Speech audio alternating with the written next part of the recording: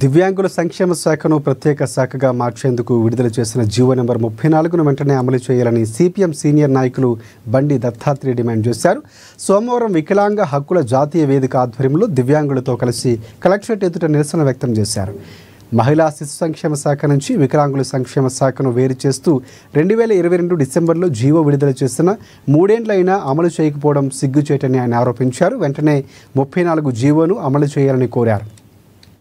Party ఆధ్వర్యంలో జిల్లా కలెక్టర్కి ఒక మెమరాండం ఇవ్వడం జరుగుతూ ఉంది.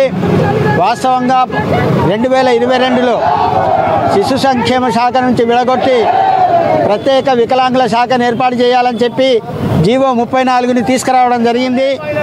ఆ జీవోని ఇప్పటి వరకు కూడా దాన్ని అమల్లోకి తీసుకురాలేదు. ఎందుకంటే 2 శాఖలు కలిపి పని ఇబ్బందుల వల్ల వికలాంగులకు అన్యాయం జరుగుతున్నది. వాళ్ళకి సంక్షేమ శాఖ సంక్షేమం ద్వారా సాయం అందించే విషయంలో పెద్ద ఎత్తున నష్టం జరుగుతున్నది. అందుకని వాళ్ళకి సంక్షేమం అందాలంటే వికలాంగుల శాఖని ప్రత్యేకంగా కేటాయించాలని చెప్పి 22లో ఏదైతే జీవో 34ని తీసుకురావడం జరిగిందో దాన్ని ఇప్పటి వరకు 3 సంవత్సరాలైనా అమలు చేయకపోవడం శోచనీయం. ఈ ప్రభుత్వం వెంటనే దాన్ని అమలు చేసేదానికి పూనుకోవాలా, వికలాంగులకు న్యాయం చేయాలా. వికలాంగుల పింఛన్ మీ ప్రభుత్వం పెంచుతుందని చెప్పారు, వికలాంగుల పింఛన్ పెంచాలా. అదే ఇదే పక్కా ఇండ్లు కూడా ఇచ్చే కార్యక్రమం చేయాలా.